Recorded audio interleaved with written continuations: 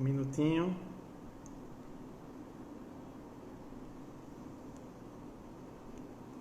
Pronto, só para fixar o tema. Joia. Doutor Elcio já entrou, doutor Renato.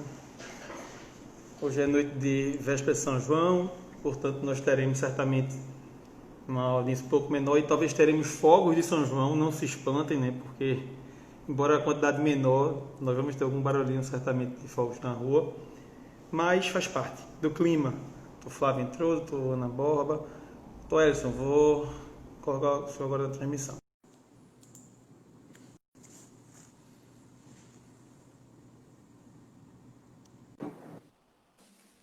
Olá, doutor Elson, tudo bem? Olá, doutor Leonardo, boa noite, tudo Me bem? ouve bem? Tudo jóia? O senhor me ouve bem? Te ouço, você me ouve também? Também, joia, joia. Doutor Edson, seja muito bem-vindo aqui à nossa live, numa noite de véspera de São João, mas eu já antecipo que o que nós conversar vai ficar na nossa videoteca do IGTV, aqui na nossa... Doutor André Silva acabou de entrar, colega. Vai ficar aqui na nossa videoteca do Instagram e na videoteca do YouTube, porque o tema ele tem que ser socorrido para a posteridade, afinal, os precedentes tendem a nos acompanhar por um bom tempo, não é verdade, doutor Edson? Com certeza. Doutor Leonardo, primeiramente queria agradecer aí o convite e estender também meu agradecimento a todos os advogados aí de Pernambuco e doutor aí, juntamente com os demais à frente da associação, uma grande honra. Gosto muito aí da sua terra. Joia. E sim, fiquei muito agraciado pelo convite, poder conversar com vocês um tema tão técnico, tão interessante, tão inovador dentro da sistemática brasileira. Então, assim, fiquei bem empolgado para a gente poder discutir isso. E, claro, em véspera de São João, eu, óbvio, não vou concorrer com São João e por isso que a gente Não, tem que deixar gravada a live lógico. e poder ver posteriormente. Aqui o São João vai ser, doutor Edson, o São João vai ser um pouco mais comedido, né? A essa hora estaríamos aqui as ruas todas iluminadas por fogueiras, fogos. A capital do forró, inclusive, fica aqui no próximo, cidade de Caruaru, mas nós estamos com o Covid nos impondo uma nova realidade, então nós temos que nos adequar. As famílias estão mais reclusas, as crianças brincam na rua mais de forma mais comedida. Vez ou outra nós vamos escutar algum barulhinho de fogos aí, faz parte da circunstância, eu já peço antecipadamente desculpas. Pois bem, doutor Edson, esse tema que nós vamos conversar hoje, ele assusta muito a advocacia. Primeiro porque nós estamos acostumados com o sistema da civil law, né? E me parece que aos pouquinhos a gente vai enveredando para o lado da common law, utilizar o sistema de precedentes, e o advogado não tá, muitas vezes não está ainda conseguindo mudar o seu mindset para compreender como funciona essa sistemática, que tende a ser, pelo menos é o que se comenta, cada vez mais presente no processo civil e no processo do trabalho. Então, assim, se eu pudesse didaticamente nos trazer luz sobre essa matéria, eu gostaria de perguntar inicialmente o que a gente pode entender por precedente judicial, tecnicamente falando. Tá. Precedente judicial é uma temática, como o doutor mesmo já disse, ele tem sua origem, quando a gente vai falar num contexto mais técnico, na sistemática do common law, então, numa dinâmica do direito anglo-saxônico, no sentido de que, quando eu tenho uma decisão judicial, essa decisão judicial, no futuro, tem que ser observada. Então, assim, numa análise mais simplista de precedentes judiciais, e mais ampliativa, na verdade, de precedentes judiciais, precedentes nada mais é do que isso. Você tem uma decisão que, no futuro, você olhando para trás e vendo aquela decisão, você fala, olha, ela criou um precedente para nós, a gente tem que seguir aquela sistemática. O que diferencia, na verdade, é se esse precedente ele é obrigatório ou não. E aí, Certo. em todos os sistemas, a gente tem precedentes.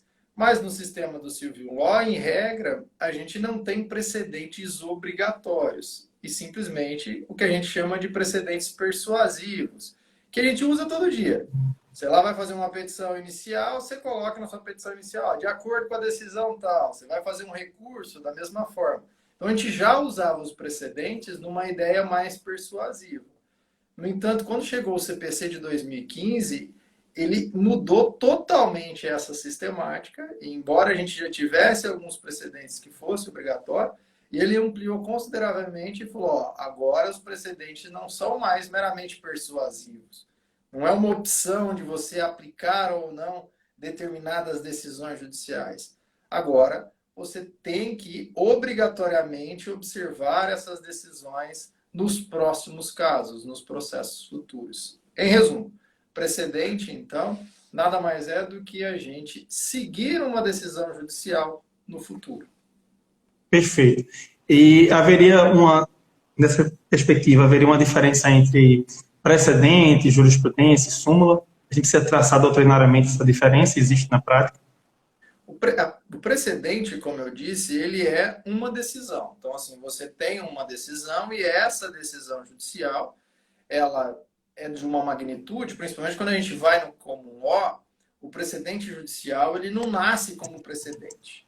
Posteriormente, as pessoas começam a olhar aquela decisão e falam, olha, essa decisão aqui, ela gerou um precedente. Então, a gente tem que começar a julgar dessa forma, porque ela é adequada, trouxe lá toda a sua fundamentação adequada, então a gente tem que passa a ser observado no futuro. Aqui no direito brasileiro, a gente criou uma sistemática que, quando você já vai fazer a decisão, você já sabe que ali está nascendo um precedente. Por exemplo, quando você vai lá no julgamento de uma ação direta de inconstitucionalidade, você sabe que ali já está nascendo um precedente de observância obrigatória. Mas precedente, genuinamente, como eu estou dizendo, é uma decisão. A partir do momento em que você tem reiteradas decisões, nasce a jurisprudência. E da jurisprudência, você, retirando o resumo que a gente chama suma da jurisprudência, você cria o direito sumular, você cria a súmula. Então, precedente é uma decisão, jurisprudência são diversas decisões no mesmo sentido, e súmula nada mais é do que o resumo da jurisprudência. Sim. Inclusive, a respeito das súmulas, nós sabemos que a reforma trabalhista 13467 ela trouxe uma nova formatação para que se pudesse modificar uma súmula. Pelo menos ao meu sentir, não sei se eu estou equivocado, se eu estou da minha forma, tornou impossível não, mas muito difícil a mudança de súmula. E aí, como é que nesse universo, primeiro se o senhor pudesse explicar a sistemática vigorante, como é que nesse universo de império dos precedentes nós vamos ter súmulas que não podem ser modificadas por sistemática, muitas vezes difícil de ser concretizada, e mudanças de interpretação com decisões que são contrárias a essa súmula, que não pode ser modificada por uma questão meramente técnica que a lei gerou. É muito interessante seu questionamento. Quando a gente fala das súmulas no TST, na sistemática trabalhista, a gente já era acostumado com essa sistemática de súmulas, né, porque a gente tem mais de 1000 súmulas, tirando aí as que estão revogadas. Então, você tem diversas súmulas, orientações jurisprudenciais, que dão uma baliza aí para como vai caminhar o direito do trabalho, como vai o processo do trabalho. E é interessante que quando a gente vai no STJ, o STJ tem também essas súmulas, não tem as orientações jurisprudenciais, mas ele tem a chamada divergência notória, que para nós ficava muito mais fácil, porque a gente objetiva isso em orientações. Só que, como você disse também, vem a lei 13.467 e lá no seu artigo 702, cria uma sistemática tão aberrante para você poder fazer súmulas e orientações, que eu posso dizer, e até indo mais longe do que você, que é impossível você alterar as súmulas e as orientações jurisprudenciais. O quórum é tão qualificado que você precisa ter para ter a criação, e não é só o quórum, porque quando você vai analisar, você precisa de diversas decisões unânimes, de diversas turmas, e aí você vai criando tantos requisitos para a criação das súmulas e também das OJs, porque lá foi imposto para os dois, você cria tantos requisitos que você não consegue alcançar essa capacidade de requisito. Principalmente quando você vai para um tribunal regional, muito grande. Você pega, por exemplo, de São Paulo, que São tem Paulo, né? 96 turmas. Impossível você ter unanimidade. E lá, quando ele fala que para você criar uma súmula você precisa ter decisões unânimes, afasta até a ideia do que é jurisprudência. Quer dizer, jurisprudência não é unânime. Você tem ali, tem que ter divergência. É a predominância, é a dominância. Ele não, ele vem e cria uma sistemática que tem que ser unânime para você poder criar súmulas e orientações jurisprudenciais. Tanto é que o TST, desde 2017, até hoje não mudou nenhuma súmula, não vai mudar nenhuma súmula, não vai criar nenhuma súmula, enquanto não tiver a declaração de inconstitucionalidade desse dispositivo. Ah, certo. Então, estão aguardando o STF julgar a DIN para que eles possam entender. Exatamente, Entendi. porque foi instaurado um incidente no TST para analisar a constitucionalidade ou não desse dispositivo. Só que aí logo em seguida ajuizaram uma ação direta de constitucionalidade no STF para falar que o dispositivo era constitucional. Aí o TST, para não fazer um julgamento e logo em seguida vir o STF contrariar, ele falou, não, vamos suspender e aguardar a decisão do STF. E aí, a depender da decisão do STF, se ele declarar inconstitucional esse dispositivo, nós vamos continuar fazendo as súmulas e OJs. A meu juízo, é inconstitucional, porque quem define se a jurisprudência já está estável e pode sumular é o próprio tribunal, é o próprio TST. Senão você tem uma ingerência do poder legislativo no poder judiciário. E aí, nessa hipótese, você estaria aí invadindo ali a separação dos poderes. Mas a gente não pode esquecer que a sistemática do CPC de 2015, ela ampliou consideravelmente a ideia de precedentes e, embora ela tenha incluído dentro dos precedentes obrigatórios as súmulas e, teoricamente, as OJs, ela criou outros mecanismos também de você ter precedente obrigatório. Por exemplo, o recurso de revista repetitivo. O próprio TST, quando foi lá analisar, por exemplo, o artigo 475J, do antigo CPC, o atual 523, que fala da multa de 10% na execução, ele veio, criou um incidente de resolução, um incidente de recurso repetitivo, e neste incidente ele criou uma tese que não poderia aplicar.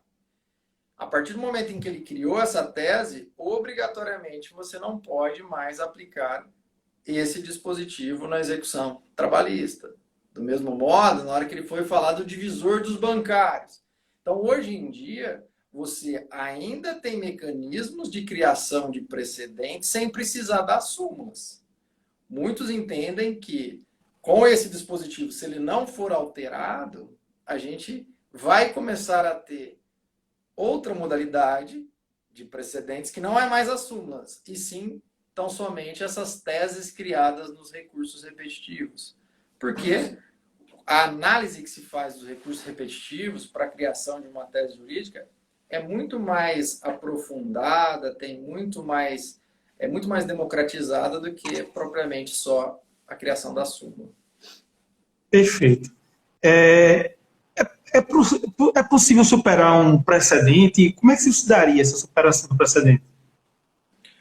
Quando a gente vai falar em precedente judicial, e aí vou exemplificando até para ficar mais didático.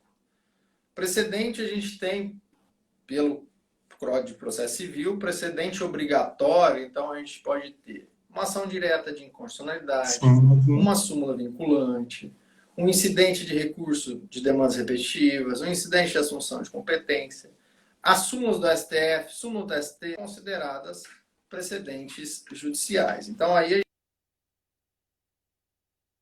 a gente tem uma sistemática de precedentes em diversos casos. Quando eu faço um precedente, deixa eu só tirar aqui que vai acabar minha bateria, tá? Quando eu tenho um precedente judicial, esse precedente judicial, a ideia dele é dar uma estabilidade jurídica, uma segurança jurídica. Então você tem ali a criação de um precedente objetivando dar uma confiança para as pessoas. Fala, olha, o judiciário, a partir de agora, vai começar a decidir desta forma. Então, ele já estabelece como é que vai ser ali, como serão as decisões. Só que pode acontecer da gente ter mudanças sociais, mudanças políticas, mudanças Sim. jurídicas. E aí, a partir deste momento, é possível que o próprio órgão criador, então, por exemplo, um precedente criado no TST, o próprio TST, então somente ele, pode vir e modificar o precedente anterior. Então, aí fazendo todas as justificativas, fundamentações adequadas, estabelecendo ali audiências públicas, ele pode vir e fazer a alteração deste precedente judicial. É o que a gente chama de superação do precedente por meio da overruling. E aí, neste caso, então, vem o próprio TST e fala, olha, agora a gente teve uma mudança substancial, houve uma alteração na sociedade, tivemos agora a pandemia, essa sistemática deve ser novamente interpretada, aí ele reinterpreta aquele precedente e modifica o precedente. Aí é interessante destacar que quando a gente tem a modificação do precedente, e o STF faz muito isso, é extremamente relevante que a gente tenha a modulação dos efeitos. Sim, importantíssimo, verdade. Porque se a gente não tem a modulação dos efeitos, você acaba tendo ali um reflexo para o passado de algo que foi criado para dar uma segurança, mas aí, na verdade, ele acaba com essa segurança, porque ele foi modificado e atingiu fatos pretéritos. Eu posso, só fazendo aqui uma intervenção ilustrativa, doutor Edson, eu posso dar um caso aqui recente, que é a questão da terceirização. Nós temos a súmula 331 vigorante por 32 anos. E, com base nessa interpretação, o início do TST por 32 anos, nós tivemos milhares de processos judiciais que se pautava por uma linha de interpretação no conceito de atividade meio e atividade fim. Do dia para a noite, não foi dia para a noite, mas foi de um mês para o outro, o STF pauta uma ação que discutia a matéria e modifica uma interpretação de 32 anos, sem estabelecer um efeito modulatório que possa guiar o Tribunal Superior do Trabalho e os demais tribunais regionais acerca da nova interpretação a ser dada e o seu efeito nas ações em curso. E nós temos no TST, doutor Elson, ministros que monocraticamente já dizem que a matéria não tem mais transcendência e já mandam transitar em julgado. O termo é mandar transitar em julgado e baixar no dia seguinte. De uma matéria que o STF não modulou. E há embargos que não foram modulados. Então, se eu for da modulação, e eu fiz questão de fazer esse parênteses porque é um caso ilustrativo que traz esse absurdo, muitas vezes, da mudança de interpretação sem um efeito modulatório. E aí, com certeza, é outro que a gente teve aí dentro da terceirização, e ainda bem que houve uma interpretação, o próprio STF falou, olha, eu não analisei isso, mas foi o ônus da prova lá na terceirização da administração pública. Sim. Quando veio lá o STF e falou, olha, a administração pública não responde automaticamente à necessidade de uma prova. E aí o TST, antes na súmula 331 também, já fazia essa transferência, já falava que era uma culpa em vigilando e tal, e já transferia isso. Mudou radicalmente a algo que há anos a gente já tinha essa sistemática. Felizmente, o próprio STF, no embargo de declaração, falou, ó, eu só falei que não é automática, mas há necessidade de prova e eu não tratei do ônus da prova. E o TST, recentemente, há umas 2 semanas, definiu que, pela teoria dinâmica do ônus da prova, é mais fácil a administração pública provar que teve a cautela e tudo mais, e aí deixou o ônus, de certo modo, com a administração pública. Então, se a gente não tem modulação de efeitos, a gente restaura ali decisões judiciais, claro que não transitaram em julgado, mas a gente restaura decisões judiciais que já estavam decididas, mas ainda não estava transitado, e lá teve uma mudança de posicionamento, você atinge todos esses processos. Então, a modulação ela é de extrema relevância, é importante que se tenha, embora ela não seja obrigatória. Não está na lei como obrigatória, não é isso? Não está na lei como obrigatória. No próprio o artigo 896, o C, no parágrafo 17, quando ele vai falar do recurso de revista repetitivo, ele tem essa possibilidade da modulação, só que ele deixa como uma opção do próprio tribunal criar essa modulação. Então, ele Entendi. não exige que haja essa modulação. Do mesmo modo, quando a gente está falando lá na ADIM, também não tem essa exigência. Então, é interessante a gente fazer esse destaque aí, que existe a modulação, mas ela não é obrigatória. Perfeito. Perfeito. Estão perguntando aqui no chat se vai estar gravado. Vai estar gravado, assim, no IGTV e no canal do YouTube da associação. Se colocar lá ATP no YouTube, vai aparecer nosso canal, tem todas as nossas entrevistas. O senhor falou da superação dos precedentes, mas eu trago aqui uma questão curiosa. Nós sabemos que dentro do TST, as SDIs têm um papel uniformizador interno, né? A SDI 1, inclusive, dos dissídios individuais. Pois bem, na composição da SDI, nós temos um representante de cada uma das 8 turmas e outras 3 turmas, através de um rodízio regimentar, colocam mais um integrante. A intenção da SDI é você uniformizar internamente decisões conflitantes das turmas. E aí formar uma maioria de interpretação através de um representante de cada uma das turmas para dar uma diretriz interna. Só que, por vezes, não é raro, primeiro, o ministro que vai representar a turma não levar o posicionamento da turma. Dos 3 que julgaram, às vezes ele é voto vencido. Ele leva o posicionamento dele. E, por vezes, o TST, através da SDI 1 ou SDI 2, faz julgamento, fixando tese, sem o quórum estar completo. E aí nós criamos algumas distorções. Eu lembrei, no caso da terceirização, que foi interessante porque o ministro Pimenta, se não foi o ministro Pimenta, pediu vista num processo que iria formar um precedente contrário, já antes da reforma trabalhista, ia formar um precedente contrário, e ele pediu vistas porque aquele quórum da SDI não estava completo, e por aquela formação específica, o que ali se decidiria em maioria não refletiria o que vice decidindo. Então, há um pouco de fragilidade nessa construção, né, hermenêutica. E outra hipótese também que eu vejo com uma certa frequência são os tribunais que fazem aquela superação implícita. Ele diz que está observando um precedente, mas, na verdade, não está. Não sei se o senhor concorda comigo, é desses riscos do precedente, né? Porque o precedente também tem seu... Tudo tem seu risco, né, doutor Edson? O precedente também tem seu risco na sua formação.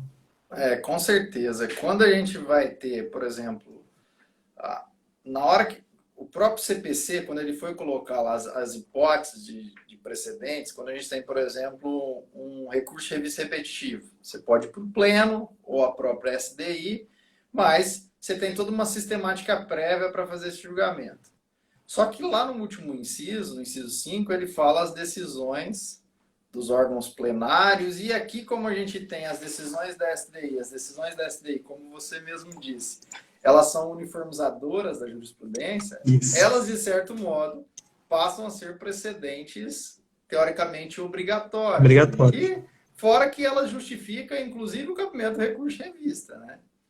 Então, reconheço que esse quórum, embora a gente não precisa de uma unanimidade, mas a gente tem que ter uma quantidade mínima para instaurar o quórum, ela pode levar a esse problema que o doutor disse. Se você tem um quórum pequeno, é possível que você tenha uma votação não muito grande e crie um precedente de observância aí obrigatório sem ter, de fato, a ideia da maioria. Acho que para criar os precedentes judiciais, seria interessante, o próprio regimento, neste caso, teria que ter algo no sentido de que aquele que representa a turma, ele tem que levar o entendimento da turma. Que é exatamente... A ideia da SDI é essa. Exatamente. E juntar todas as turmas num momento para debater o assunto. Exatamente. Acho que foi a semana retrasada, estava fazendo um congresso junto com o ministro Cláudio Brandão, e ele falou exatamente isso. Falou, olha, ela é formada com um integrante de cada turma exatamente para poder levar o entendimento das turmas. Mas chega lá, o ministro dá o entendimento dele. Não. Ele está lá como, teoricamente, um órgão de delegação da turma para levar o entendimento da turma. A gente já tem essa disparidade de ter algumas turmas com mais, até para dar a quantidade. Isso. Aí você coloca com mais. Mas ele tem que levar o entendimento da turma, senão perde a utilidade da própria SDI. E o pior de tudo é este outro ponto que você trouxe, a superação implícita, que aí todo mundo que estuda precedente fala que é o pior dos mundos isso. Porque, na realidade, você está falando que está aplicando o precedente, você está descumprindo o precedente, e o próprio tribunal, às vezes, está descumprindo esse precedente, faltando lá com o próprio dever de coerência das suas decisões judiciais, que é uma obrigação do próprio tribunal. Então, essa superação implícita, ela não pode existir. Isso daí ela é bem preocupante. A gente não pode confundir, às vezes, com a chamada superação antecipada. A superação antecipada, essa pode existir e a doutrina autoriza. O que é a superação antecipada? O tribunal, existe já o precedente, mas ele não formalmente retira o precedente, revoga lá o precedente. Não tem lá uma votação naquele momento para fazer a revogação. Mas ele começa a dar decisões reiteradas no sentido que está interpretando de forma diferente. E aí Sim. há uma reiteração de decisões nesse sentido. Ou seja, ele já começa a anunciar que vai revogar ou cancelar aquele precedente que ele criou. Nesta hipótese, inclusive, a gente autoriza que os juízes inferiores já possam acompanhar essa modificação de entendimento, ainda que o precedente não tenha sido totalmente alterado. Então, aqui é uma ideia de decisões reiteradas que vão levando a essa superação antecipada, que autoriza, inclusive, os órgãos inferiores a já julgar de acordo com essa modificação de entendimento. Então, se o precedente for obrigatório e o magistrado pode não aplicar, e não aplicando, como a gente pode recorrer, como a gente pode impugnar essa não aplicação? Quando a gente fala da ideia de precedentes, e daí a grande mudança, né? Que eu disse lá no começo. Precedentes, quando você fala em precedentes persuasivos, é simplesmente como um reforço de tese, e a gente faz isso todos os dias, já fazia isso todos os dias.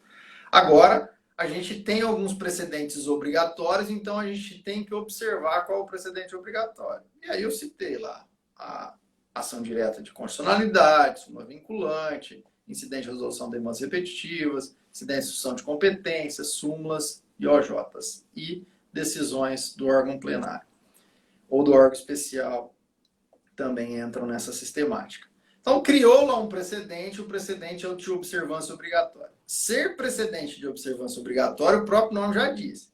É obrigatória a sua aplicação. Então, não é mais uma faculdade do juiz entender que, olha, a partir de agora, o divisor das horas extras do bancário, eu vou continuar aplicando lá a sistemática anterior. Não, agora você já tem lá um incidente de resolução de recursos repetitivos que decidiu isso. Eu vou continuar aplicando a multa do 523 do CPC, 10% no início da execução. Não, já existe lá uma decisão falando que não pode incidir essa multa. Então, você gera uma obrigatoriedade de aplicação. Só que tem alguns casos que o juiz pode deixar, na verdade, de aplicar o precedente judicial. Primeiro, é o que a gente chama de distingue-se, que é a distinção. Ele vem e fala, olha, no meu caso concreto, então lá, salvo engano, é a tese número 1 de recurso repetitivo que fala do atestado de antecedentes criminais. Vem lá o juiz, no caso dele concreto, e fala, olha, o meu caso, analisando os fatos aqui, eles não se encaixam nesse precedente. É por isso que quando a gente vai interpretar um precedente, eu preciso olhar quais foram os fatos que geraram a criação daquela decisão judicial. Porque aí o juiz, no momento que está fazendo esse confronto, ele verifica, olha, aqui no meu caso é diferente do caso que criou o precedente, então eu não vou aplicar aquele precedente lá. Ele pode fazer isso. A segunda hipótese é quando a gente tem a superveniência de uma nova lei.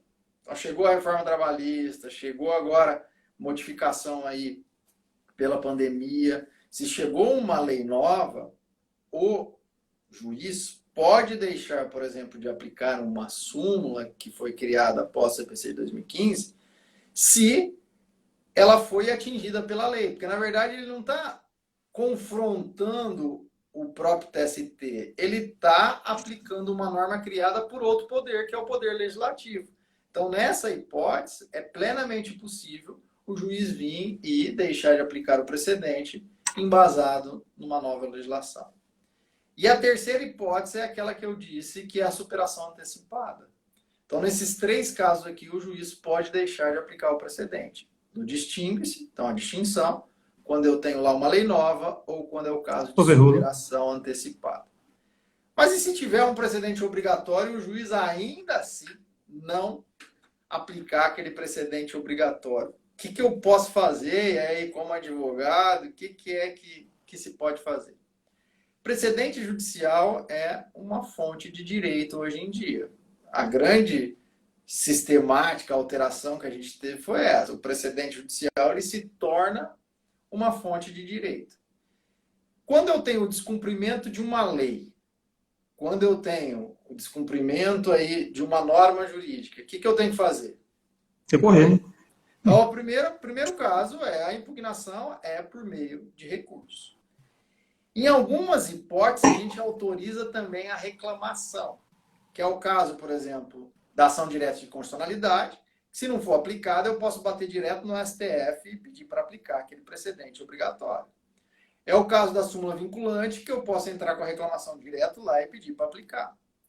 É o caso dos incidentes de demandas repetitivas e incidentes de assunção de competência. Nessas hipóteses, eu tenho, além dos recursos, eu tenho um mecanismo mais rápido, que é a reclamação.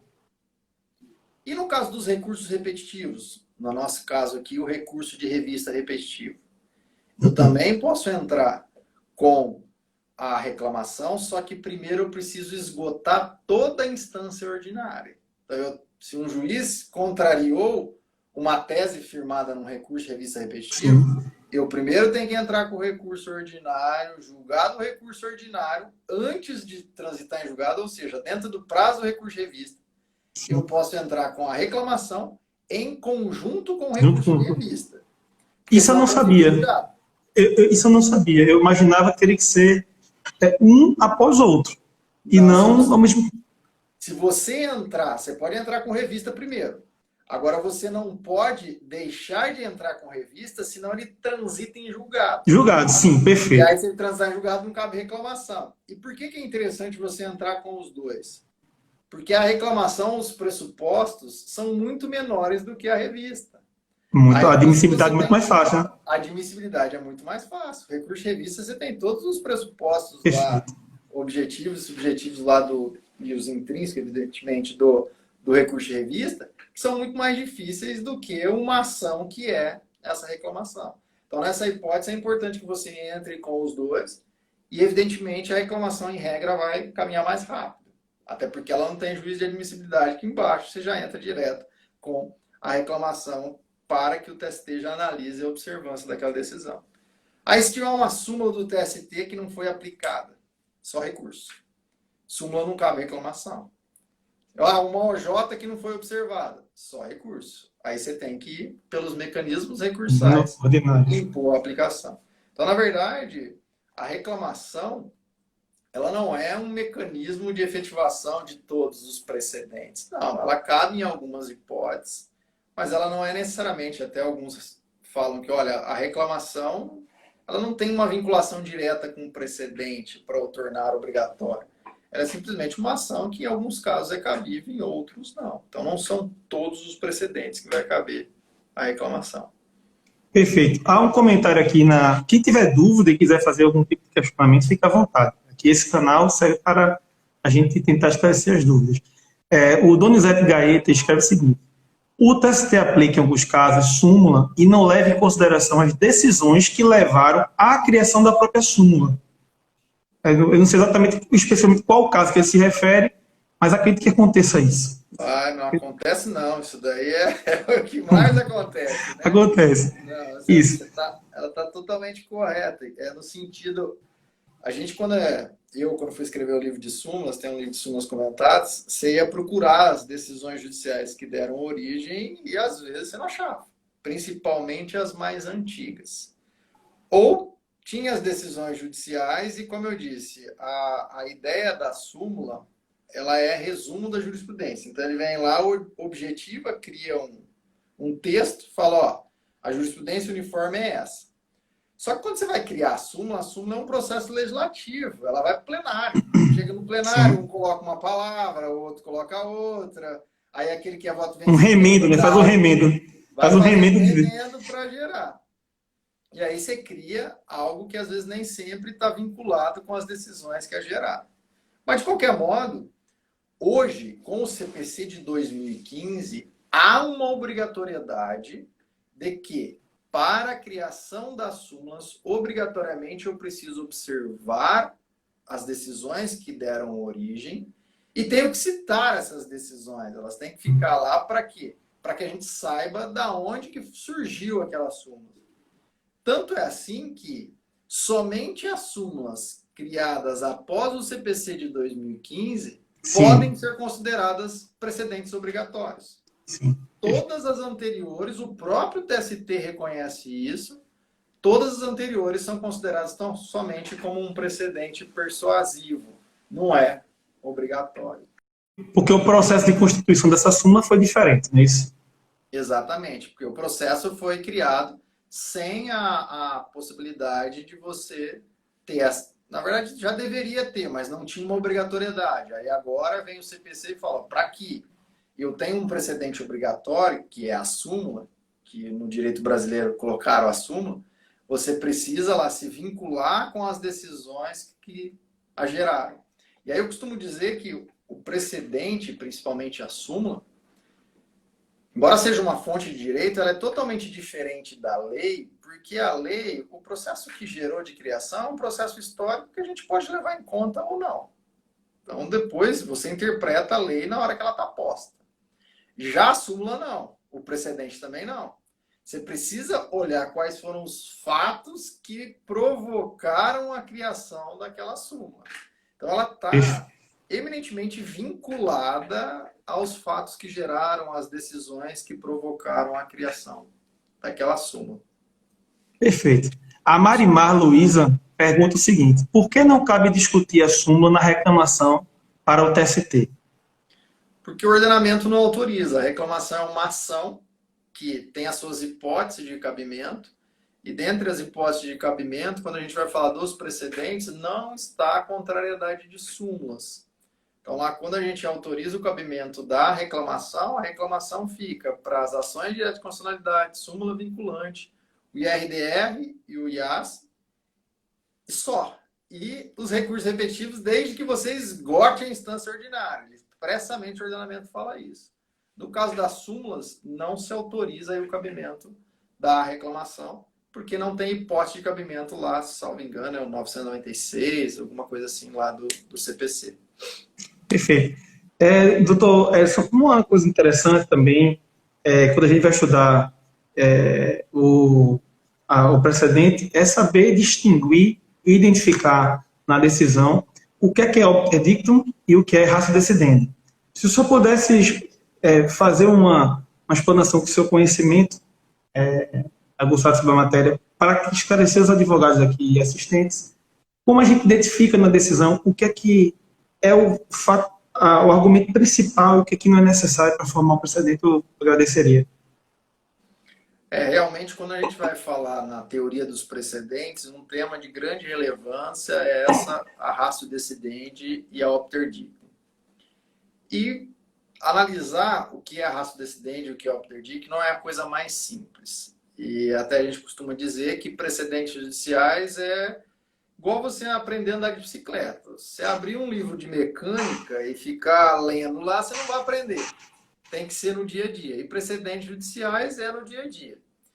E quando a gente fala em precedentes judiciais, e aí retomando, a gente tem esses dois aspectos, a ratio decidendi e a opter dictum. O que vincula é a ratio decidendi. Mas o que vem a ser esse negócio?